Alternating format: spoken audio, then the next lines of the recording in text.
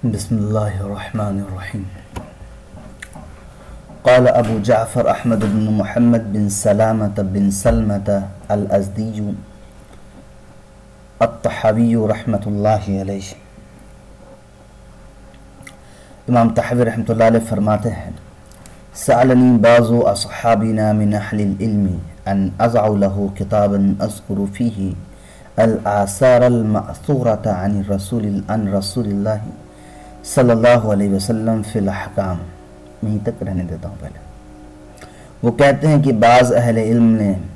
مجھ سے یہ دریافت کیا کہ میں ان کے لیے کوئی ایسی کتاب بنا دوں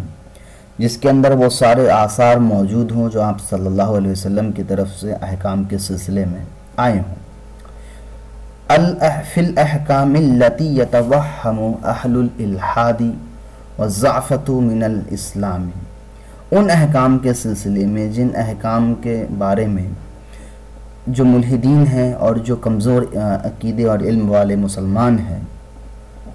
وہ وہم میں پھنسے ہوئے ہیں، گمان کرنے لگے ہیں ان بعضهم ينقض بعض، کہ بعض روایتیں بعض کے مخالف ہیں، یعنی ایک دوسرے سے الگ الگ ہیں. لقلت علمهم بناسخها من منسوخها، اور اس کی جو وجہ ہے وہ یہ ہے کہ ان کے ناسخ اور منسوخ کے علم کی کمی ہونے کی وجہ سے وہ اس طرح کی چیزیں گمان کر رہے ہیں. وما یجب به العمل منها لما یشهد له من کتاب الناطق وسنت المجتمع علیہ. حالانکہ ان چیزوں پر عمل کرنا، ان باتوں پر عمل کرنا جو ہے وہ واجب ہے، لازم ہے، اور اس کی وجہ یہ ہے کہ وہ کتاب و سنت میں بہت ہی جو ہے وہ بہت ہی بڑی تعداد میں گواہی کے ساتھ موجود ہے، یعنی اس کی بہت سے دلائل گواہ موجود ہیں. وَأَجْعَلُ لِذَلِكَ أَبْوَابًا أَذْكُرُ فِي كُلِّ كِتَابٍ مِّنْهَا مَا فِيهِ مِنَ النَّاسِخِ وَالْمَنْسُوخِ. تو میں نے ایک کتاب میں نے بنانا شروع کیا ان کے لیے کچھ باب جس کے اندر میں نے ذکر کرنا شروع کیا ہر ایک چیپٹر کے اندر ناسخ کو، منسوخ کو، علماء کی تعویل کو، ان کے سوالات، بعض کے سوالات اور ان کے جو اس پر جو جوابات ہیں ان کو، اور جو صحیح چیز ہے حجت کو قائم کرنے کے لیے. وَلِمَنْ صَحَّ عِنْدِي قَوْلَهُ مِنْهُمْ، اور میرے نزدیک جو چیزیں ان میں سے ان کی قول میں سے جو چیزیں صحیح ہیں ان کو اور زیادہ درست کرنے کے لیے. وَبِمَا يَصِحُّ بِهِ مِثْلَهُ مِنْ كِتَابٍ أَوْ سُنَّةٍ أَوْ إِجْمَاعٍ وَتَوَاتُرٍ مِنْ أَقَاوِيلِ الصَّحَابَةِ أَوْ تَابِعِيهِمْ. اور اس کے علاوہ جو تابعین کے یا صحابہ کے اقوال ہیں یا اجماع یا تواتر کے ساتھ یا کتاب و سنت میں جو چیزیں موجود ہیں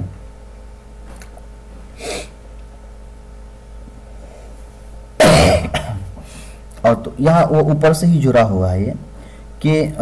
میں نے یہاں پر جو ہے کہ وَأَجْعَلُ لِذَلِكَ أَبْوَابًا أَذْكُرُ فِي كُلِّ كِتَابٍ مِّنْهَا مَا فِيهِ مِنَ النَّاسِخِ وَالْمَنْسُوخِ، کہ میں نے جو ہے وہ باب بنانے شروع کر دیے. تو میں نے جو ہے ان کے لیے باب کو بنانا شروع کیا تو مضارع تو آپ شروع کروں گا، میں باب بناؤں گا، اور باب کے اندر میں وہ تمام چیزیں جو ناسخ ہے، منسوخ ہے، جو علماء کی تعویل ہے، ان کے اوپر جو سوالات ہیں اور ان کے سلسلے میں علماء کی جو جوابات ہیں وہ ساری چیزیں بیان کروں گا. اور اس کے بعد ہے اور میں حجت ثابت کروں گا ان چیزوں کے جو میرے نزدیک صحیح ہیں، وہ اقوال جو میرے نزدیک صحیح ہیں، اور اس میں سے بعض ایسے ہیں جو کہاں سے ہیں، کتاب و سنت سے ثابت ہیں، اجماع سے ثابت ہیں، تواتر کے ساتھ منقول ہیں صحابہ اور تابعین کے اقوال میں سے. تو یہ ساری چیزیں ہوئیں. وَإِنِّي نَظَرْتُ فِي ذَلِكَ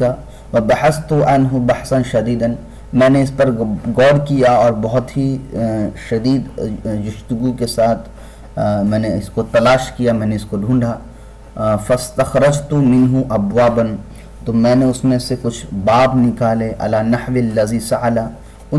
اس کے مطابق جو جس سے سوال کیا گیا، یعنی سائل نے جو سوال پوچھا اس کے مطابق. اور اس کے بعد ہے وجعلت ذالک کتباً، اور میں نے اس کو بہت سے الگ الگ، کتب سے مراد یہاں پر فصل ہے، جیسے کتاب الطہارہ کتاب الزکوٰۃ ہے وہ، تو میں نے بہت سے الگ الگ اس کو فصلوں میں بانٹا. وذکرت فی کل کتاب منہا جنسا من تلک الاجناس، اور میں نے ہر اس کتاب میں اس کو میں نے یہاں جو ہے کہ وجعلت ذالک کتباً وذکرت فی کل کتاب منہا جنسا من تلک الاجناس، کہ میں نے اس کو الگ الگ فصلوں میں بنا دیا، اور ہر فصل میں میں نے اس قسم کی جو ہے یا اس جنس کی میں نے وہ ساری چیزیں ذکر کی ہے، پیش کی ہے. فَأَوَّلُ مَا ابْتَدَعْتُ بِذِكْرِهِ مِنْ ذَلِكَ مَا رُوِيَ عَنْ رَسُولِ اللَّهِ صلی اللہ علیہ وسلم. تو سب سے پہلے جس سے میں نے ابتدا کی ہے وہ ذکر ہے آپ صلی اللہ علیہ وسلم سے جو چیزیں مروی ہیں، جو باتیں آئی ہیں، اس کے ذریعے سے میں نے، اس کے ذکر کے ذریعے سے میں نے اس کی ابتدا کی ہے. تو یہ اس کا مقدمہ تھا، یہ شروع کی چیزیں تھیں. اب آ جائیے اصل کتاب پہ. کتاب فی الطہارۃ، باب الماء یقع فیہ النجاست،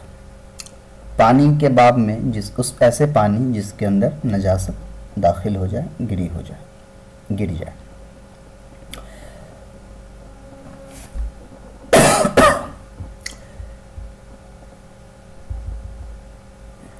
چلیے. حدثنا محمد بن خزیمة بن راشد البصری قال ثنا الحجاج بن منحال قال ثنا حماد بن سلمة عن محمد بن اسحاق عن عبید اللہ بن عبد الرحمن عن ابی سعید الخدری رضی اللہ عنہ ان رسول اللہ صلی اللہ علیہ وسلم کان یتوضع من بئر بزاعة فقیل یا رسول اللہ انه یلقى فیہ الجیاف والمحائض فقال ان الماء لا ينجس. تو میں ڈائریکٹلی صرف جو راوی ہیں، صحابی ہیں، ان کا نام میں لے لیتا ہوں. حضرت ابو سعید خدری رضی اللہ تعالیٰ عنہ سے مروی ہے کہ وہ کہتے ہیں کہ آپ صلی اللہ علیہ وسلم جو ہیں وہ بزاع کے کنویں جو مدینے کے اندر ہے وہاں سے وضو فرما رہے تھے. تو ان سے کہا گیا کہ اللہ کے رسول، اس کنویں کے اندر ضیف کہتے ہیں، ضیف جو ہے وہ جو مردار کی جو لاش ہوتی ہے، جو باڈی ہوتا ہے، ڈیڈ باڈی، تو مردار کی لاش اس کے اندر ڈالی جاتی ہے، اس کنویں کے اندر. والمحائض، اور جو گندگی، جو گندے کپڑے ہوتے ہیں، جو عورتوں کے بدن سے جو گندگی، خون جو آتا ہے اس میں وہ جو کپڑا لگا ہوتا ہے، وہ سارے کپڑے اس کے اندر ڈالے جاتے ہیں. تو فقال، تو آپ صلی اللہ علیہ وسلم نے جواب دیا کہ ان الماء لا ينجس، کہ پانی جو ہوتا ہے وہ نجس نہیں ہوتا ہے، گندا نہیں ہوتا ہے. دوسری حدیث ہے یہاں پہ. حدثنا ابراہیم بن ابی داود سلیمان ابو داود الاسدی قال ثنا احمد بن خالد الوهبی قال ثنا محمد بن اسحاق عن سلیت ان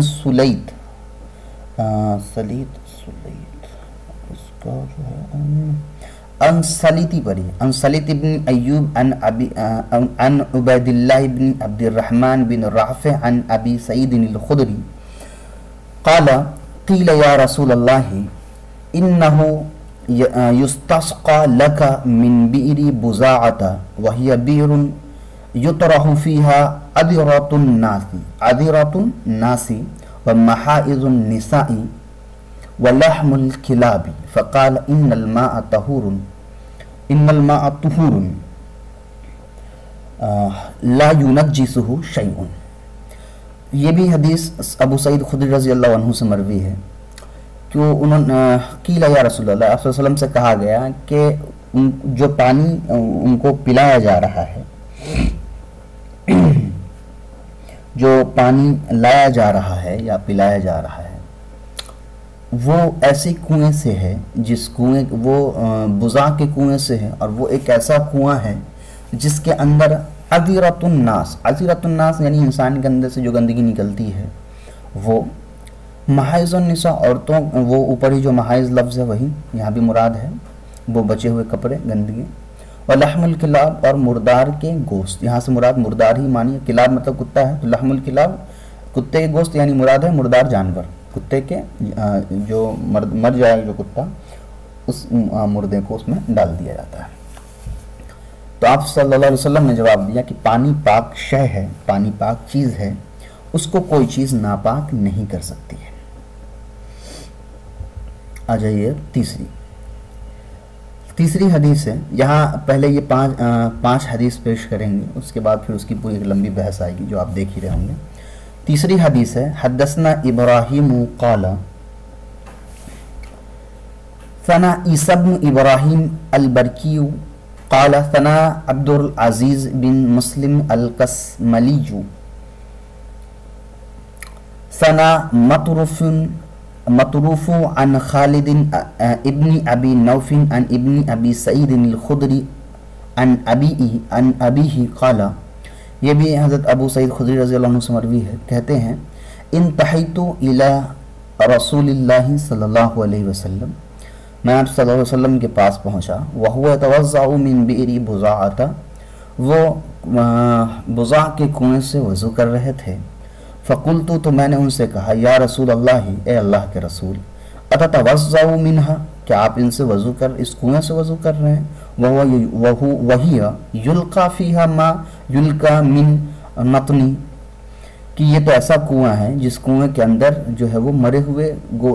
جو ہے وہ جانور پھینکے جاتے ہیں۔ نطن کا اصل ترجمہ جو لفظی ترجمہ ہے وہ تو ہے بدبودار چیزیں، لیکن یہاں آپ مراد جو ہے بدبودار گوشت وغیرہ کر سکتے ہیں جو مر جاتا ہے پھینکا جاتا ہے، یا آپ لفظی ترجمہ ہی کریں تو بدبودار چیزیں اس کے اندر پھینکی جاتی ہے ترجمہ ہو۔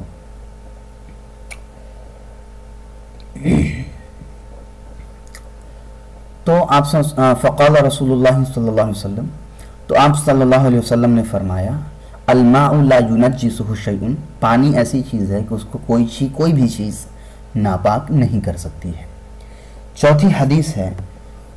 حدثنا ابراہیم بن ابی داؤد قال ثنا اسبغ بن الفرج قال ثنا حاتم بن اسماعیل عن محمد بن ابی یحیی الاسلمی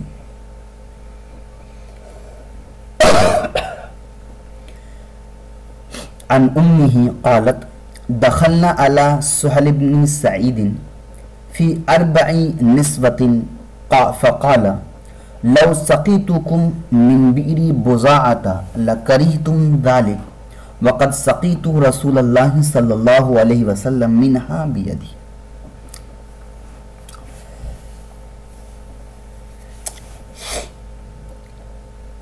ابو یحییٰ اسلمی اپنے والدہ سے نقل کرتے ہیں کہ وہ فرماتی ہیں کہ ہم جب سہیل بن سعد رضی اللہ عنہ کے پاس تشریف لے گئے 4 عورتوں کے ساتھ، تو انہوں نے مجھ سے کہا کہ اگر میں تم کو بضاع کے کنویں سے پانی پلاؤں تو تم کو ناپسندگی ہوگی، حالانکہ میں نے اپنے ہاتھ سے رسول اللہ صلی اللہ علیہ وسلم کو اس کنویں کا پانی پلایا ہے۔ 5ویں حدیث ہے، حدثنا فحد بن سلیمان بن یحییٰ قال محمد بن سعید الاصبہانی قال انا شریک بن عبد اللہ النخعی عن طریف البصری عن ابی نظرۃ عن جابر او ابی سعید قال كنا مع رسول اللہ صلی اللہ علیہ وسلم فی سفرنا فانتحینا الى غدیر وجیفۃ فکففنا وکف الناس حتى اتانا رسول اللہ صلی اللہ علیہ وسلم فقال ما لکم لا تستقون فقلنا یا رسول اللہ هذه الجیفة فقال استقوا فإن الماء لا ينجسه شيء فاستقينا وارتوينا۔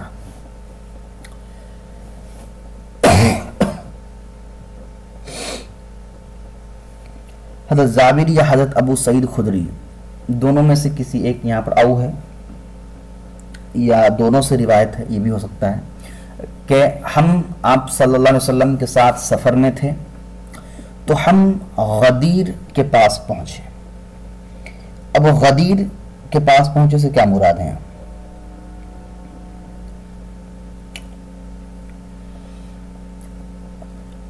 غدیر سے یہاں پر جو مراد ہے کوئی ایسی جگہ جہاں پر جو ہے وہ مردار کو نہیں، غدیر کا جو ترجمہ ہے وہ مردار نہیں ہوگا. غدیر کا ترجمہ آپ یہ کریں کہ کوئی ایسی جگہ جہاں پر پانی کا ٹھہراؤ ہوتا ہے، رکا ہوا ہوتا ہے، یا تو چھوٹا سا تالاب، گڈھا یا کنواں ٹائپ کا، کچھ بھی اس طرح کا جہاں پہ پانی کا ٹھہراؤ ہوتا ہے، پانی وہاں پر رکا ہوتا ہے. اور جیفتن کا لفظ ہوتا ہے وہاں کے، جیفتن کا جو لفظی ترجمہ تو الگ ہے، لیکن یہاں جو ترجمہ ہے وہ ہے کہ وہیں پر یعنی جہاں پر وہ پانی وغیرہ ٹھہرا ہے، تو ایک تو علاج غدیرن یعنی پانی کی جگہ، اور جیفتن وہیں کے آس پاس پھر مردار وغیرہ بھی، کوئی لاش یا گندگی وغیرہ بھی موجود تھی. فکففنا تو ہم سب ٹھہر گئے. وکف الناس لوگ بھی رک گئے، لوگوں نے بھی اپنے ہاتھ روک لیے. حتی اتانا رسول اللہ صلی اللہ علیہ وسلم، یہاں تک کہ پھر آپ صلی اللہ علیہ وسلم ہمارے پاس آئے. فقال اور ہم سے کہا ما لکم لا تستقون، کیا ہو گیا تم لوگ پی نہیں رہے ہو یا استعمال نہیں کر رہے ہو.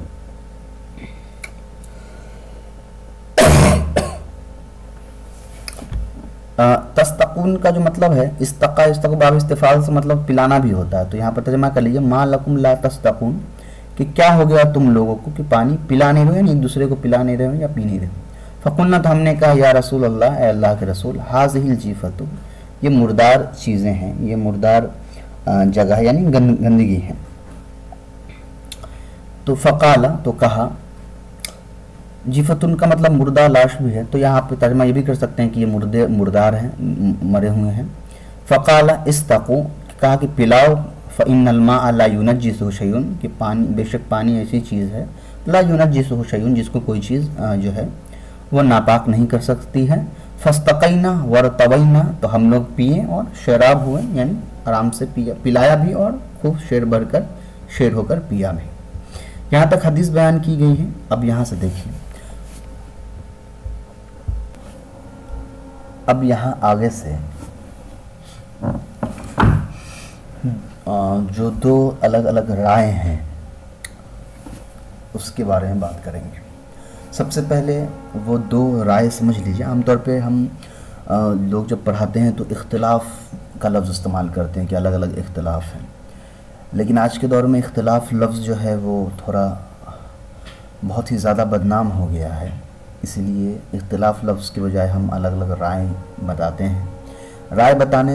الگ الگ رائے سے یہ ہوتا ہے کہ جب ہم ایک مسلک کی اچھائیوں کو پڑھ رہے ہوتے ہیں، ان کے دلائل کو پڑھ رہے ہوتے ہیں، تو دوسرے مسلک کے دلائل کمزور ہو جانے کے بعد بھی ان کے شان میں کوئی گستاخی، ان کے علماء پر کوئی جو ہے تنقید جو ہوتی ہے وہ نہیں ہوتی ہے. لیکن اختلاف ایک ایسا اصطلاح بن گیا آج کے دور میں کہ جب بھی ایک آدمی اپنے آپ کو صحیح ثابت کرتا ہے تو دوسرا اپنے آپ غلط ثابت ہو جاتا ہے. حالانکہ علمی چیزوں میں یہ ہو سکتا ہے کہ الگ الگ رائے نکل کے سامنے آ سکتے ہیں، اور یہ بھی بہت بار ہو سکتا ہے کہ سب لوگ اپنے اپنے رائے کے حساب سے درست ہوں. تو دو رائے ہیں، اس کو پہلے سمجھ لیجیے. ایک رائے یہ ہے جو امام ابو حنیفہ رحمۃ اللہ علیہ فالو کرتے ہیں، وہ یہ کہ اگر پانی کم ہے، اس کے اندر نجاست گرتی ہے، تو مکمل طور پہ وہ پانی گندا ہو جائے گا، خراب ہو جائے گا. لیکن اگر پانی زیادہ ہے اور اس کے اندر نجاست گرتی ہے تو پھر یہ دیکھا جائے گا کہ پانی کا جو ہے مزہ، پانی کا جو رنگ ہے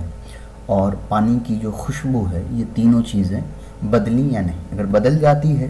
تو ناپاک ہے، نہیں بدلتی ہے تو پاک مانی جائے گی. یہ امام ابو حنیفہ رحمۃ اللہ علیہ کا ہو. اور جو دوسرے ائمہ ہیں، جو دوسری رائے ہے، وہ رائے اس سلسلے میں ہے کہ وہاں پانی میں اگر کوئی چیز گر جاتی ہے تو جب تک پانی میں، چاہے وہ پانی کم ہو زیادہ ہو، اس سے مسئلہ نہیں ہے. جب تک پانی میں کوئی چیز گر جائے اور پانی جب تک اس کا رنگ، اس کا مزہ اور اس کی بو جو ہے نہیں بدلے گی، تب تک وہ پانی جو ہے وہ پاک رہے گا. یہ دو الگ الگ قید جو ہیں وہ آپ سمجھ گئے، اسی کے بارے میں یہاں بات کر رہے ہیں۔ فَذَهَبَ قَوْمٌ إِلَى هَذِهِ الْآثَارِ فَقَالُوا لَا يُنَجِّسُ الْمَاءُ شَيْءٌ وَقَعَ فِيهِ إِلَّا أَن يُغَيِّرَ لَوْنَهُ أَوْ طَعْمُهُ أَوْ رِيحُهُ فَأَيُّ ذَلِكَ إِذَا كَانَ فَقَدْ يَنْجِسُ الْمَاءُ یا يَنْجِسُ الْمَاءُ۔ تو کچھ ایک قوم، اس سے مراد ہے ایک رائے لے لیجیے یا ایک جماعت لے لیجیے، ایک جماعت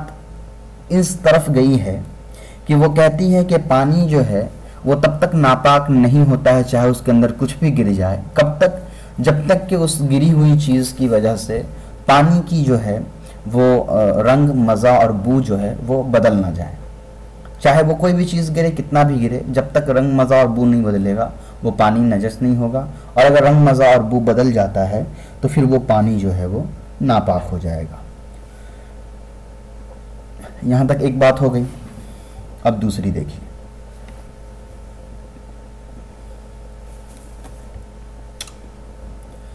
وَخَالَفَهُمْ فِي ذَلِكَ آخَرُونَ، ان کی رائے کی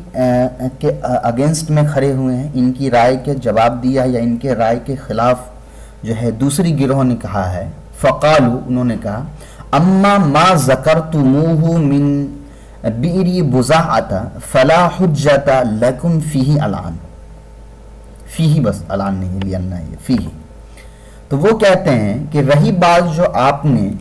ذکر کی ہے، آپ سے مراد ہے جو پہلی جماعت ہے وہ، کہ رہی بات آپ نے جو یہ استدلال کر لیا بئر بضاع والی حدیث سے کہ یہاں جو ہے دیکھیے کہ پانی جو ہے وہ پانی جمع ہے، پانی کے اندر ساری نجاستیں پھینکی گئیں، لیکن پانی کا چونکہ رنگ نہیں بدلا ہوگا، بو نہیں بدلا ہوگا، مزہ نہیں بدلا ہوگا، اسی لیے تو آپ صلی اللہ علیہ وسلم نے اس پانی کو جو ہے وہ جائز قرار دیا اور اس سے وضو بھی، اس کو پینے کا بھی حکم دے دیا۔ تو اس سے یہ استدلال کر رہے ہیں وہ پہلی جماعت والے۔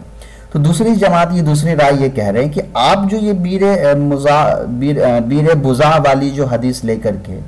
آپ اپنی جو رائے ہے اس کو آپ مضبوط کر رہے ہیں اور اس کو آپ وہ دلیل بنا رہے ہیں، تو یہ آپ کے لیے حجت ہو ہی نہیں سکتی ہے۔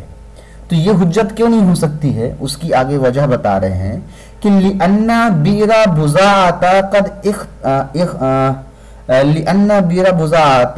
قَدْ اخْتَلَفَتْ فِيهَا مَا كَانَتْ، قد اختلفت ما فیہا کانت، یہاں پر تو اختفت ہے،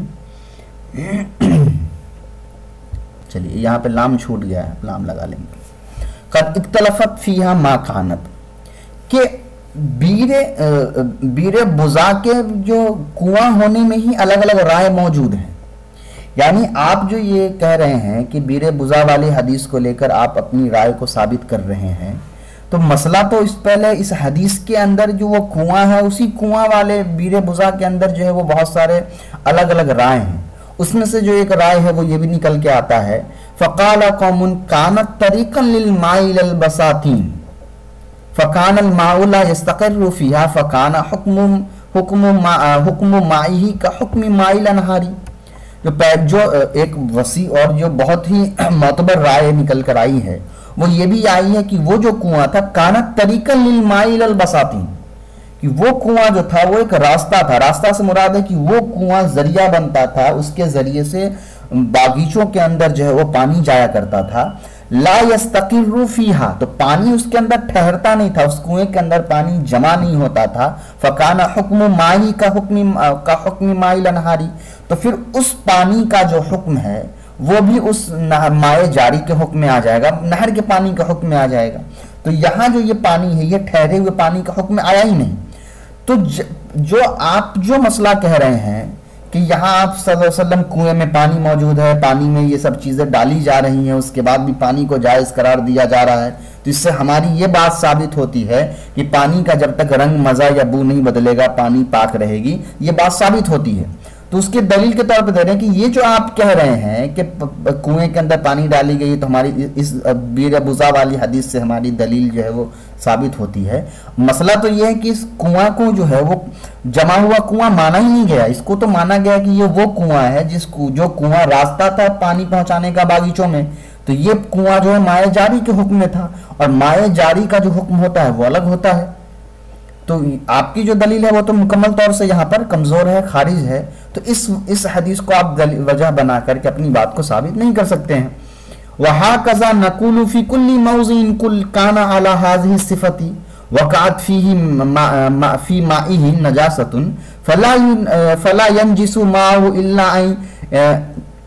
إِلَّا أَنْ يَغْلِبَ عَلَى طَعْمِهِ أَوْ لَوْنِهِ أَوْ رِيحِهِ۔ اور اس کے بعد آگے یہاں سے کہہ رہے ہیں کہ وہ ہم بھی تو یہی بات کہتے ہیں، ہاکذا نقول، ہم بھی تو یہی بات کہتے ہیں، فی کل موضع کان علی ھذی صفتی، ہر اس جگہ کے بارے میں جس جگہ پر یہ معاملات پائے جا رہی ہے، اس طرح کے صفت پائی جا رہی ہے کہ وقعت فی مائہ نجاست، کہ اس پانی میں کوئی نجاست، کوئی گندگی آ گئی ہو، فلا ینجس ماؤ، تب تک اس کا پانی جو ہے وہ نہیں بدلے گا، اس کا پانی جو ہے ناپاک نہیں ہوگا۔ ہاں ناپاک کب ہوگا؟ الا ان یغلب علی طعمہ او لونہ او ریحہ، تب جب اس کے پانی کا رنگ، مزہ یا بو بدل جائے گا، او یعلم، یا پھر جان لیا جائے گا، انہا فی الماء الذی یؤخذ منہا، کہ جہاں سے وہ پانی لیا جا رہا ہے، فإن علم ذالک کان نجسا، تو اگر یہ علم، فإن علم ذالک کان نجسا، اگر یہ جان لیا گیا کہ جہاں سے وہ پانی لیا جا رہا ہے وہ جگہ ناپاک ہے یا وہاں گندگی گری ہے تو پانی گندگی ہوگی، وَإِن لَمْ يُعْلَمْ ذَلِكَ كَانَ طَاهِرًا، لیکن اگر اس چیز کا علم نہیں ہوا، نہیں جانا گیا تو پھر وہ پانی پاک ہوگا۔ تو یہ پہلی دلیل ہوئی۔ پہلی دلیل کیا ہوئی ان کا؟ کہ انہوں نے یہ دلیل بنایا کہ بیر بزا والی جو حدیث ہے اس کو انہوں نے اپنے رائے کے لیے دلیل بنایا کہ ہماری رائے یہ ہے کہ پانی چاہے زیادہ ہو یا کم، پانی تب تک ناپاک نہیں ہے نجاست کے گر جانے سے جب تک کہ اس نجاست کا اثر اس پانی پر غالب نہ ہو جائے، چاہے وہ رنگ کے حساب سے ہو، بو کے اعتبار سے ہو یا مزے کے اعتبار سے ہو۔ اور یہ بیر بزا والی حدیث دلیل اس طریقے سے بن رہی ہے کہ یہاں صحابہ کہہ رہے ہیں کہ اس کنویں کے اندر یہ چیزیں مردار ڈالی گئی، خون کپڑا ڈالا گیا،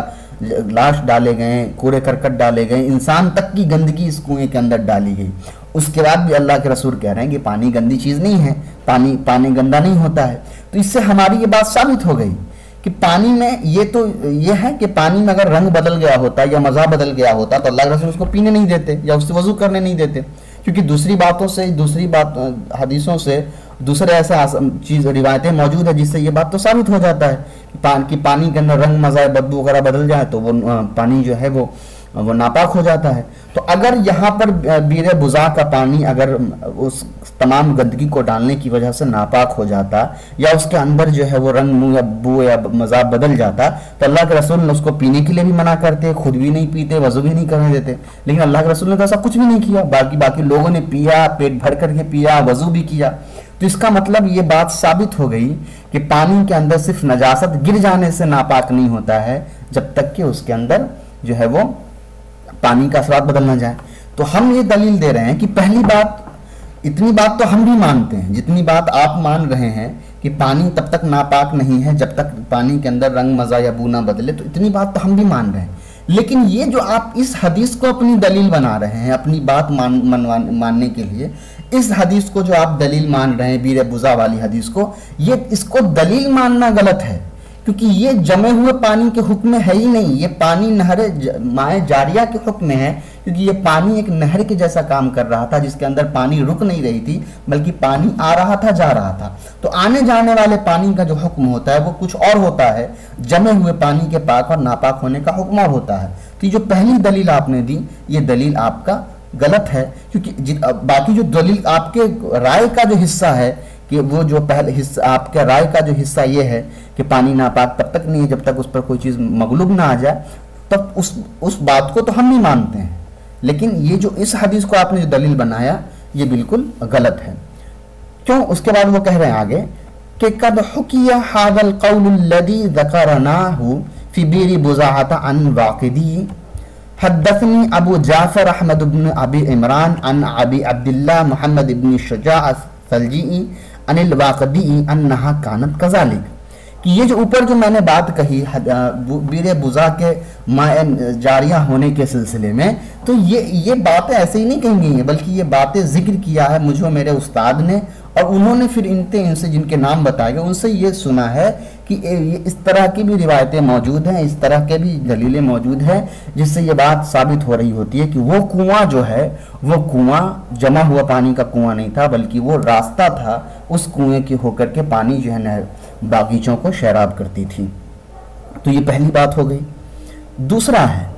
وَكَانَ مِنَ الْحُجَّةِ فِي ذَلِكَ أَيْضًا أَنَّهُمْ قَدْ أَجْمَعُوا أَنَّ النَّجَاسَةَ إِذَا وَقَعَتْ فِي الْبِيرِ فَغَلَبَتْ عَلَى طَعْمِ مَائِهِ أَوْ رِيحِهِ أَوْ لَوْنِهِ وَأَنَّ مَاءَهَا قَدْ فَسَدَ۔ اور وہ کہہ رہے ہیں کہ دوسری دلیل یہ ہے کہ یہ جو دلیل اس پر تو پوری امت کا اجماع، یہ تو سب کہہ رہے ہیں کہ اگر کنویں کے اندر کوئی چیز گر جاتی ہے، یہ ابھی کیوں لا رہے ہیں یہ بات، کیونکہ اس کے آگے اسی بات پر وہ پوری کلام کریں گے آگے۔ تو یہ کہہ رہے ہیں کہ یہ بات جو دوسری دلیل پیش کر رہے ہیں مجھے کہ یہ بات تو ہم سب مان رہے ہیں کہ کنویں کے اندر کوئی چیز اگر گر جاتی ہے، کوئی نجاست کوئی گندگی گرتی ہے، تو وہ تب تک کنویں کا پانی ناپاک نہیں ہو رہا ہے جب تک کہ کنویں کے پانی کے اندر رنگ مذابو وغیرہ نہ بدل جاتا ہو۔ وَلَيْسَ فِي حَدِيثِ بِيرِ بُزَاعَةَ مِنْ هَذَا الشَّيْءِ إِنَّمَا فِيهِ أَنَّ النَّبِيَّ صلی اللہ علیہ وسلم سُئِلَ عَنْ بِيرِ بُزَاعَةَ فَقِيلَ لَهُ أَنَّهُ يُلْقَى فِيهَا الْكِلَابُ وَالْمَحَائِضُ فَقَالَ إِنَّ الْمَاءَ لَا يُنَجِّسُهُ شَيْءٌ۔ اور رہی بات اس حدیث کی، تو اس حدیث میں تو کوئی قید ہی نہیں لگا ہوا ہے۔ رہی بات جو دوسری دلیل پیش یہ کر رہے ہیں کہ رہی بات اس حدیث بیر بزاح والی حدیث کی، تو اس حدیث کے اندر تو کوئی قید لگا ہی نہیں ہوا ہے کہ کون سی قید نہیں لگی ہوئی ہے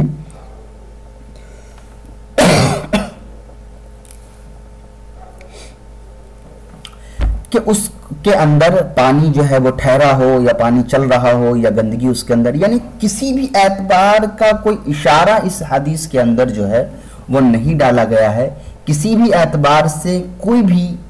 جو قید اس کے اندر حدیث کے اندر نہیں لگائی گئی ہے کسی بھی چیز کے سلسلے میں۔ تو جب کوئی قید موجود ہی نہیں ہے حدیث میں،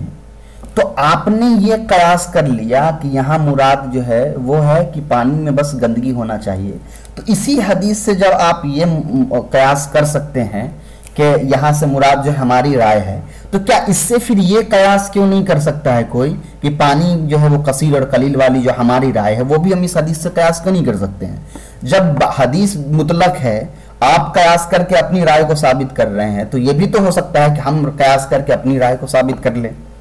یہ بات ہوئی دوسری دلیل کہا، اور اس کا آگے کہہ رہا ہے وَنَحْنُ نَعْلَمُ أَنَّ بِيرًا لَوْ سَقَطَ فِيهَا مَا هُوَ أَقَلُّ مِنْ ذَلِكَ لَكَانَ مَحَالًا أَنْ لَا يَتَغَيَّرَ رِيحُ مَائِهِ وَطَعْمِهِ وَحَادَ مِمَّا يُعْقَلُ وَيُعْلَمُ۔ اور نحن نعلم، اور اتنی بات تو ہم سب جان رہے ہیں، أَنَّ بِيرًا لَوْ سَقَطَ فِيهَا مَا هُوَ أَقَلُّ مِنْ ذَلِكَ، کہ کسی کنویں کے اندر کوئی ایسی چیز گر گئی جو اتنی جو گندگی لکھی گئی ہے اوپر جو گندگی بتائی ہے اس سے کم درجے کی بھی کوئی گندگی اگر کنویں کے اندر گر جاتی ہے لکانا محالن، تو یہ بات بالکل محال ہے، ناممکن ہے کہ اس پانی کا جو رنگ مزہ اور بو نہ بدلے، یہ بالکل جو ہے محال بات ہے۔ اور اتنی بات تو ہم سب جانتے ہیں اور ہم سب اس چیز پر تجربہ کرتے ہیں۔ کیا کہہ رہے ہیں؟ کہہ رہے ہیں کہ کنویں کے اندر اتنی بڑی چیزیں گرائی جا رہی ہیں، مردار ہے، یہ ہے، گندگی ہے، خون ہے، انسان کی گندگی ہے، وہ ڈالی جا رہی ہے۔ اس سے کم درجے کی بھی کوئی چیز اگر کنویں کے اندر گر جاتی ہے، اس سے کم درجے کی بھی کوئی چیز اگر کنویں کے اندر گر جاتی ہے تو ہم جو ہیں اس کو اپنی آنکھوں سے دیکھ لیتے ہیں، اس پانی کا جو مزہ ہے، رنگ ہے، وہ بدلتا ہے۔ یہ تو ہم بالکل آنکھ سے دیکھ رہے ہیں۔ اب یہ بات کیوں کہہ رہے ہیں وہ آگے دیکھیے کیا ریزن ہے۔ فلما کان ذالک کذالک قد اباح لهم النبی صلی اللہ علیہ وسلم معه واجمعوا ان ذالک لم یکن وقد داخل الماء التغییر من جهات اللاتي ذکرنا استحال عندنا۔ وہ کہہ رہے ہیں یہاں پر اب کہہ رہے ہیں کہ اگر یہ ایسا ہی ہے جیسا کہ بات ہم آپ کو کہہ رہے ہیں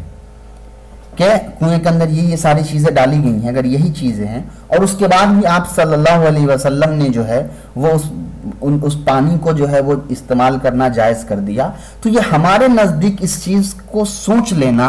یہ ناممکن ہے۔ ہم کیا سوچ لیں؟ کیا ناممکن ہے کہ وہ پانی کا مزہ بدلا ہوا ہو، رنگ بدلا ہوا ہو، اس کا جو ہے بو بدلا ہوا ہو، اور اس کے بعد بھی آپ صلی اللہ علیہ وسلم نے اس پانی کو استعمال کرنے کی اجازت دے دی ہو؟ یہ تو ہو نہیں سکتا ہے۔ تو اس کا مطلب کیا ہوا؟ اس کا مطلب یہ ہوا کہ وہ پانی کہیں نہ کہیں جو ہے وہ پانی کے اندر اس قسم کی کوئی بھی خرابی موجود نہیں تھی، اس لیے آپ صلی اللہ علیہ وسلم نے اس پانی کو استعمال کرنے کی اجازت دی ہے۔ اب اگر اس پانی کو استعمال کرنے کی اجازت دی ہے تو پھر اس کی کیا کیا صورتیں ہو سکتی ہیں، کس بنا پر اجازت دی ہوگی؟ تو یہ قد استحالہ عندنا سے آگے بھی وہی عبارت ہے جو میں نے ایکسپلین کیا ابھی، ان یکون سوالہم النبی صلی اللہ علیہ وسلم عن ماہی و جوابہ ایاہم فی ذالک بما اجابہم وکان النجاسۃ فی البیر، کہ ان کا جو صحابہ سوال یہ کرے آپ صلی اللہ علیہ وسلم سے، حالانکہ وہ دیکھ رہے ہیں کہ کنویں کے اندر نجاست گری ہوئی ہے، رنگ مزہ بدلا ہوا ہے، اس کے بعد بھی وہ اس کنویں کے بارے میں سوال کرے، اور آپ صلی اللہ علیہ وسلم اس نجاست کے کنویں میں ہو جانے کے باوجود اس پانی کو جائز کر دے اور اس کے استعمال کا حکم دے دے، یہ بات بالکل محال ہے، یہ ناممکن ہے، یہ نہیں ہو سکتا ہے۔ تو پھر اس کی کیا صورت ہو سکتی ہے؟ پھر ہم نے کیا کیا؟ ان کی جو دلیل تھی اس کا ہم نے کاٹ دیا، ہم دونوں اپنی اپنی رائے میں کہاں پر ایک جیسے ہیں اس کا جواب دیا، پھر اس حدیث کی جو وہ توجیہ کر رہے ہیں تو اس کا کاٹ دے کر ہم نے یہ کہا کہ اب اس حدیث کی توجیہ ہم کیسے کر سکتے ہیں، تو اس کے لیے آگے کی بحث بیان کر رہے ہیں کہ اس حدیث کو ہم کس اعتبار سے توجیہ کر سکتے ہیں۔ تو دیکھیے آگے کیا کر رہے ہیں، لیکن واللہ عالم، واللہ عالم کا مطلب ہوتا ہے کہ یہ صرف ایک عنوان ہے، بہتر تو اللہ ہی جانے، اس سے پہلے والے بھی عبارت میں آیا، یہاں بھی آیا ہے۔ واللہ عالم کان بعد ان اخرجت النجاسۃ من البیر فسألوا عن النبی صلی اللہ علیہ وسلم عن ذلك هل تطهر یا هل تطهر باخراج النجاسۃ منها فلا ينجس معه الذي يطرأ عليها بعد ذلك۔ تو اس کی ایک توجیہ بیان کر رہے کہ یہ ہو سکتا ہے کہ یہ جو پورا سوال جواب ہے یہ اس وقت ہوا ہو، یہ واقعات اس وقت ہوا ہو بعد ان اخرجت النجاسۃ من البیر، کہ کنویں سے نجاست کو نکال دی گئی ہو، اور اس کے بعد انہوں نے آپ صلی اللہ علیہ وسلم سے سوال پوچھا ہو اس کنویں کے بارے میں کہ کیا اس سے وضو جو ہے وہ جائز ہے یا پینا جائز ہے، اس سلسلے میں وہ انہوں نے سوال کیا ہو کہ هل تطهر باخراج النجاسۃ منها، کہ کیا وہ پاک ہو جائے گا نجاست کو اس کے اندر سے نکال لینے کے بعد، یا اور اس کا جو پانی ہے وہ اب گندا نہیں رہے گا، فلا ينجس معه الذي يطير عليها بعد ذلك، کیا اس کا پانی جو ہے وہ گندا نہیں رہے گا جو بعد میں اس کے اوپر جو تر ہے وہ بہ رہا ہے۔ وَذَلِكَ مَوْضِعٌ مُشْكِلٌ، تو یہ جو سوال ہے یہ مشکل سوال ہے، اس کا سمجھنا مشکل ہے۔ مطلب پیچھے جو انہوں نے بات کہی کہ یہ صحابہ ایسے تھوڑی نہ تھے کہ وہ گندگی اس کنویں کے اندر دیکھ لیتے پڑا ہوا ہے، اور آپ صلی اللہ علیہ وسلم ایسے تھوڑی نہ ہوتے کہ وہ اس کے اندر کنویں کے اندر گندگی ہو اور اس کے بعد بھی صحابہ کہہ رہے ہوں کہ اس کے اندر گندگی پھینکی جا رہی ہے، اور اللہ کے رسول کہہ رہے ہوں گندگی دیکھو اور پھر کہہ رہے ہوں کہ نہیں۔ تو اس کی توجیہ انہوں نے کی کہ یہ ہو سکتا ہے کہ اس کنویں کو صاف کر لیا گیا ہو یا اس کی نجاست گندگیوں کو نکال لیا گیا ہو، اس کے بعد استعمال کے سلسلے میں پوچھ رہا ہوں، کیونکہ ہاں اس کا سمجھنا مشکل ہے تھوڑا، یہ سوال زیادہ درست ہے اس سوال سے کہ گندگی دیکھ کے کوئی پوچھے کہ یہ گندا ہے یا نہیں ہے، اس سے زیادہ درست یہ سوال ہے کہ گندگی کو ہٹا دینے کے بعد کیا یہ گندا رہے گا یا نہیں رہے گا، یہ زیادہ بہتر سوال ہے۔ تو ھذا ذالک موضوع مشکل، یہ زیادہ پیچیدہ سوال تھا جو ان کو پوچھنا ہے کہ لأن حیطان البیر، اس لیے کہ جو کنویں کی جو دیواریں ہیں لم تغسل، کہ اس کو دھویا بھی نہیں گیا، وطینها لم یخرج، اس کی مٹیاں نہیں نکالی گئیں، فقال لهم النبی صلی اللہ علیہ وسلم، تو اس سلسلے میں آپ صلی اللہ علیہ وسلم نے کہا کہ ان الماء لا ينجس، کہ بے شک پانی گندا نہیں ہوتا ہے۔ اب آپ لفظ پر غور کریں گے، لا ينجس پانی گندا نہیں ہوتا ہے، تو یہاں کیا مطلب ہے وہ دیکھیے، یرید بذلک الماء الذي طرا علیہ بعد اخراج النجاست منها لا ان الماء لا ينجس اذا خالطه النجاست، بس یہاں تک۔ تو اس کا مطلب اس حدیث کا جو ینجسو کا مطلب یہاں پر یہ ہوگا کہ جو پانی اس کے اندر سے گر رہا ہے، جو پانی اس کے اندر واپس بہ کر کے جا رہا ہے یا تر ہے، وہ پانی نجاست نہیں ہے، گندا نہیں ہے، نہ کہ یہ مطلب ہوگا کہ اس پانی کے اندر گندگی ڈالی جا رہی ہو اس کے بعد بھی وہ پانی گندا نہیں ہے۔ تو یہ توجیہ آپ سمجھ گئے کہ انہوں نے کس انداز سے توجیہ کی ہے۔ اور اس کے بعد یہ کہہ رہے ہیں، یہ پھر سوال ہو سکتا ہے کہ آپ اپنے من سے پھر کیسے اس پورے حدیث کی تشریح کر رہے ہیں، ایک الگ توجیہ بیان کر رہے ہیں، تو اس کے وہ امکان بتا رہے ہیں کہ یہ جو لا ینجسو کا جو لفظ ہے یہ حدیث میں الگ الگ جگہوں پر الگ الگ لوگوں کے لیے استعمال ہوا ہے۔ تو اگر ان حدیث جو ینجسو کا جو لفظ ہے وہ جہاں دوسری جگہوں پر استعمال ہوا ہے، اگر اس استعمال کو ہم سامنے رکھ کر کے اس حدیث کی تشریح کرے تو اس کے مطلب کو ہم اچھے سمجھیں گے۔ اس لیے قاد رعینا علیہ السلام قال کہ ہم نے دیکھا ہے ایک حدیث جس میں آپ صلی اللہ علیہ وسلم کہہ رہے ہیں المؤمن لا ينجس، کہ مومن ناپاک نہیں ہوتا ہے۔ حدثنا ابن ابی داؤد قال ثنا المقدمی قال ثنا بن ابی عدی عن حمید وحدثنا ابن خزیمة قال ثنا الحجاج بن منحال قال ثنا حماد عن حمید عن بکر عن ابی رافع عن ابی ہریرہ قالت لقیت النبی صلی اللہ علیہ وسلم، حضرت ابو ہریرہ رضی اللہ عنہ سے مروی ہے کہ وہ کہتے ہیں کہ میں ملاقات کی آپ صلی اللہ علیہ وسلم سے، وَأَنَا جَنَبٌ، اور میں اس حالت میں تھا کہ مجھے غسل کی ضرورت تھی، فَمَدَّ يَدَهُ إِلَيَّ، تو انہوں نے اپنا ہاتھ میری طرف بڑھایا، فَقَذَبْتُ يَدِي عَنْهُ، تو میں نے اپنا ہاتھ ان کی طرف سے کھینچ لیا، فَقُلْتُ اور میں نے کہا إِنِّي جَنَبٌ،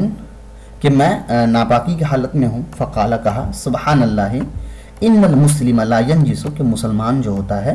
وہ ناپاک نہیں ہوتا ہے۔ وقال علیہ السلام فی غیر ھذا الحدیث، اس کے علاوہ بھی ایک حدیث میں آپ علیہ السلام نے کہا ہے ان الارض لا تنجس، کہ بے شک زمین ناپاک نہیں ہوتی ہے۔ تو یہ دو حدیث انہوں نے پیش کیا اس بات کو ثابت کرنے کے لیے کہ یہاں پر جو میں ینجسو کا ترجمہ اس انداز سے کر رہا ہوں کہ بے شک پانی ناپاک نہیں ہوتا ہے، بلکہ وہ مطلق پانی، وہ پانی مراد نہیں ہے جس کے اندر گندگی ڈالی جا رہی ہو، بلکہ وہ پانی مراد ہے جو گندگی کو نکال لینے کے بعد بچ رہی ہو یا اس میں سے جا رہی ہو، وہ پانی مراد ہے۔ تو وہ پانی جو ہے یہاں اس حدیث کا مطلب یہ ہے، اس کی وجہ بتا رہے ہیں کہ حدیث میں ایک جگہ آیا ہے کہ المؤمن لا ينجس، کہ مومن ناپاک نہیں ہوتا۔ اس کا کیا مطلب کہ مومن کے اوپر اگر کوئی گندگی لگ جاتی ہے تب وہ ناپاک، تب بھی وہ ناپاک نہیں ہوتا ہے، یا گندگی کو ہٹا لینے کے بعد جب وہ پاک ہو جاتا ہے تب وہ پاک نہیں رہتا، تب وہ پاک ہو جاتا ہے، یہ مطلب ہے۔ اسی طریقے سے ان الارض لا تنجس، کہ کوئی زمین پر اگر گندگی گر گئی ہے تب بھی وہ زمین پاک ہے، اس حدیث کا مطلب یہ ہوا، یا یہ مطلب ہوا کہ زمین پاک چیز ہے جب اس گندگی کو ہٹا لیا جائے۔ تو یہ دو حدیث لا کے انہوں نے اپنی بات کو ثابت کیا کہ میں نے جو ینجسو کی توجیہ جو میں نے اس اعتبار سے کی ہے اس کی کیا وجہ ہے، اس کی کیا دلیل ہے، وہ دونوں حدیث اب بڑی اچھے انداز سے دیکھ لیجیے۔ وحدثنا بذلك ابو بکرۃ بکار ابن قتیبہ البرقلوی قال ثنا ابو داؤد قال ثنا ابو عقیل یا عقیل الدورقی قال ثنا الحسن ان وفد ثقیف لما قدموا على رسول اللہ صلی اللہ علیہ وسلم، جب ثقیفہ کا ایک جماعت آپ صلی اللہ علیہ وسلم کے پاس حاضر ہوا، ضرب لهم قبۃ، تو آپ صلی اللہ علیہ وسلم نے ان کے لیے ایک جگہ بنائی فی المسجد، مسجد کے اندر، فقالوا، تو صحابہ نے کہا یا رسول اللہ، اللہ کے رسول، قوم انجاس، کہ ناپاک قوم ہے۔ فقال رسول اللہ صلی اللہ علیہ وسلم، آپ صلی اللہ علیہ وسلم نے کہا انہ لیس علی الارض ما من انجاس الناس شیء، کہ اس زمین پر کوئی بھی انسان میں سے ناپاک نہیں ہے، انما انجاس الناس علی انفسہم، بے شک ناپاک لوگوں میں سے وہ ہیں جو ان کے، بے شک جو گندگیاں ہیں، جو ناپاکیاں ہیں وہ ان کے دلوں کے اندر ہوتا ہے، انسان بعینی ہی ناپاک نہیں ہوتا۔ تو یہاں پر بھی جو لفظ استعمال ہوا وہ وہی لفظ استعمال ہوا کہ انسان ناپاک نہیں ہوتا ہے، انسان کے اندر کی کوئی چیز ناپاک ہے جس کو نکال لیا تو وہ پاک ہو جاتا ہے۔ تو یہاں پر بھی نجس کا مطلب وہی ہے، تو وہاں بھی جو ان الماء لا ينجس شیء کا مطلب یہی ہے کہ پانی ہمیشہ کے لیے ناپاک نہیں رہتا ہے، پانی سے اگر ناپاکی کو نکال لی جائے، گندگی کو نکال لی جائے تو وہ بعد میں جو پانی بچے گا وہ پاک ہو جائے گا۔ فلم یکن معنا قولہ، تو یہاں پر اس کا معنی نہیں ہے المسلم لا ينجس، تو المسلم لا ينجس کا معنی یہ نہیں ہوگا یرید بذلک ان بدنہ لا ينجس، کہ اس کا بدن جو ہے کبھی ناپاک نہیں ہوتا ہے، وان اصابتہ النجاسۃ، اگرچہ اس پر کوئی گندگی لگ گئی ہو، بلکہ مراد کیا ہوگا انما اراد انہ لا ينجس لمعنی غیر ذلک، بلکہ یہاں اس سے مراد جو ہے دوسرے الگ معنوں میں لیا جاتا ہے۔ وقذالک قولہ، اور اسی طریقے سے جو ان کا کہنا ہے الارض لا تنجس، کہ زمین ناپاک نہیں ہوتی ہے، لیس یعنی بذالک انہا لا تنجس، یہاں پر بھی مراد یہ نہیں ہے کہ وہ ناپاک نہیں ہوتا ہے، وان اصابتہ النجاسۃ، اگرچہ ان پر ناپاکی لگ گئی ہو۔ تو تو ان دونوں حدیث سے یہ بات ثابت ہو گئی کہ نجاست کا لفظ ناپاک نہیں ہونے کا مطلب نہیں ہوتا کہ بے عینی ہی اس پہ چاہے کتنی بھی گندگی ڈال دی جائے ناپاک نہیں ہوگا. اس کا مطلب یہ بھی ہوتا ہے کہ وہ اس کے الگ الگ معنی بھی استعمال ہو سکتے ہیں, الگ الگ حدیث کے الگ الگ توجیہ ہے. اس حدیث کی پھر انہوں نے اس اعتبار سے الگ جو ہے توجیہ لی ہے. وہ دیکھیے وَكَيْفَ يَكُونُ ذَلِكَ وَقَدْ أَمَرَ بِالْمَكَانِ الَّذِي بَالَ فِيهِ الْأَعْرَابِيُّ مِنَ الْمَسْجِدِ أَنْ يَصُبَّ عَلَيْهِ ذُنُوبٌ مِّن مَّائِهِ. جبکہ یہ کیسے ممکن تھا اگر یہ کہا جاتا کہ زمین ناپاک نہیں ہوتا ہے. تو ایک دوسری حدیث ہے جس میں ایک اعرابی جو صحابی تھے انہوں نے استنجا کیا مسجد کے اندر, تو آپ صلی اللہ علیہ وسلم نے اس کو دھونے کا حکم دیا. تو اگر یہ بات ہی صحیح ہوتی کہ مسجد جو ہے وہ زمین ناپاک نہیں ہوتا ہے, ناپاکی پڑ جانے کے بعد بھی, تو اس کو دھونے کی ضرورت نہیں ہوتی. تو اس حدیث کی توجیہ, اس جو ہے وہ لفظ کی توجیہ پر انہوں نے ایک الگ بات نکالی. تو پوری بات سمجھ میں آپ کو آ گئی ہوگی. ایک خلاصہ پھر سے سن لیجئے. ان کی یہ رائے تھی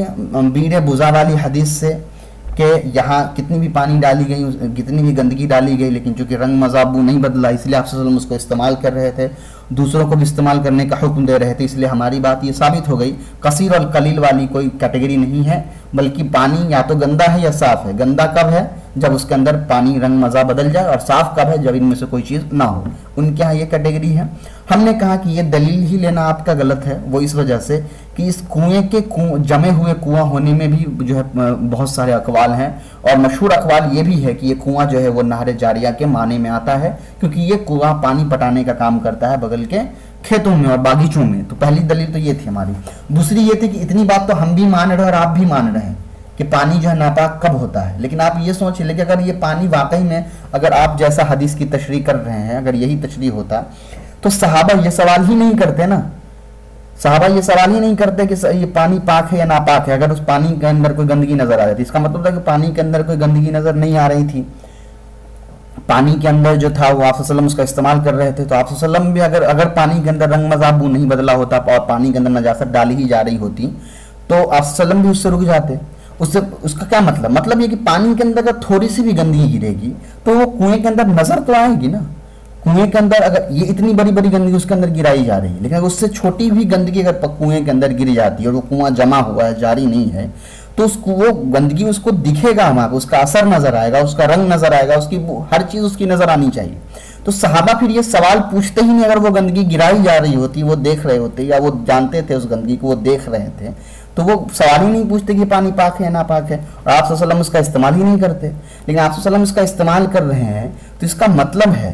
کہ یہاں کنویں کے اندر گندگی نہیں ہوگی. یہ ہو سکتا ہے توجیہ اس کی کہ کنویں کو صاف کر لیا گیا ہو, اس کے بعد جو پانی اس کے اندر بچا ہو, جو زمین چونکہ نہیں دھویا گیا, اس کی دیواروں کو نہیں دھویا گیا, تو دیواریں وہیں ہیں, زمین وہیں ہے, تب صحابہ نے سوال پوچھا ہوگا کہ یہ اب ناپاک ہے یا اب پاک ہے. تو اس پر آپ صلی اللہ علیہ وسلم نے جواب دیا ہوگا کہ پانی جو ہے وہ پاک چیز ہے, نجاست نکال لی گئی, پاک ہو گئی. اور اس کے لیے جو ان الماء لا ينجس کی جو عبارت لائی, تو اس کی پھر مثال دے رہے ہیں کہ یہ ان لا ينجس میں یہ امکان موجود ہے کہ ہم یہ توجیہ کر سکتے ہیں, یہ ایکسپلینیشن کر سکتے ہیں, تاکہ کوئی یہ نہ کہے کہ اپنے من سے ایکسپلینیشن کر رہے ہیں. تو اس کی وہ دلیل دے رہے ہیں کہ ان الماء لا ينجس. تو ينجس جو لفظ ہے نا, اس کے اندر امکان ہے کہ الگ الگ معنی میں ہم استعمال کر سکتے ہیں, کیونکہ حدیث کے اندر خود یہ لفظ مومن کے لیے بھی استعمال ہوا ہے اور زمین کے لیے بھی استعمال ہوا ہے. حالانکہ مومن بھی ناپاک ہو سکتا ہے اور زمین بھی ناپاک ہو سکتی ہے. تو جب دونوں چیز ناپاک ہو سکتی ہے, تو اللہ کے رسول کہہ کیوں رہے ہیں کہ یہ پاک ہوگی. تو یہاں ان الماء لا ينجس سے مطلق مراد یہ نہیں ہے کہ پانی ناپاک ہوتی نہیں ہے, بلکہ اس سے مراد یہ ہے کہ پانی کو صاف کر لینے کے بعد, چونکہ پانی بے عینی ہی ناپاک شے نہیں ہے, بلکہ پانی پاک چیز ہے, اس کے اندر کوئی چیز مل جاتی ہے تو ناپاک ہو جاتی ہے, وہ چیز نکال لی جائے, اس کے مزے, اس کے رنگ, اس کے بو کو نکال لی جائے تو وہ پھر پاک ہو جاتا ہے. اسی لیے یہاں پر ہماری جو دلیل ہے وہ یہی صحیح ہے کہ ہم جو توضیح کر رہے ہیں کہ قلیل اور کثیر کی جو مقدار ہے, وہ کیٹیگری جو پانی کی ہے وہ صحیح ہے. اور آپ نے اس حدیث کے حساب سے جو آپ نے اپنی دلیل کی ہے, تو یہاں اس حدیث سے ایک بات یاد رکھیں کہ یہاں قلیل اور کثیر کی مقدار کی توضیح نہیں کی گئی ہے, بلکہ ان کی جو صرف ایک تشریح ہے, ان کی جو صرف ایک توجیہ ہے کہ بس پانی چاہے وہ کم ہو زیادہ اس سے مطلب نہیں ہے, گندا ہونا چاہیے, رنگ مزہ بدلنا چاہیے, تبھی ناپاک ہوگا. اس کی دلیل کی کاٹ انہوں نے کی ہے. یہاں انہوں نے اپنی دلیل ثابت نہیں کی کہ ہم قلیل اور کثیر کی دلیل کہاں سے لا رہے ہیں, بلکہ یہاں ان کی جو دلیل ہے کہ پانی ایک ہی طرح کا ہو سکتا ہے, پانی پاک یا ناپاک, اس کی دلیل کی کاٹ کی کہ آپ کا پورا بیس کمزور ہے. تو جب یہ ایک تعبیر ہو, یہ ایک طریقہ ہے, جب ان کا جس بنا پر وہ کوئی اپنی بات شروع کر رہے ہیں, اگر ان کی پوری بنیاد ہی کو ختم کیا جائے کہ یہ بنیاد ہی پوری غلط ہے، تو اوپر کی ان کی جو پوری تشریح ہو جائے، ان کی جو پورے برانچز ہیں، ان کی جو پوری الگ الگ شاخائیں ہیں، وہ سب کے سب ختم ہیں، پھر سب کے سب باطل ہیں۔ تو یہاں وہی مراد ہے کہ یہ جو دلیل آپ نے بیر بزا والی دلیل لے کر کے آپ نے یہ تعبیر اختیار کر لی، حالانکہ بیر بزا کے اندر مکمل طور پہ یہ بات ہے ہی نہیں، بلکہ بیر بزا تو مائع جاریہ کے حکم میں ہے، اور اگر مائع جاریہ کے حکم میں نہیں بھی ہے تو ان الماء لا ینجسو کا جو توجیہ ہے وہ یہ ہے جو انہوں نے الگ الگ باتوں سے لا کر کے دیا ہے۔ آگے انشاءاللہ بعد میں پڑھیں گے۔ السلام علیکم ورحمۃ اللہ۔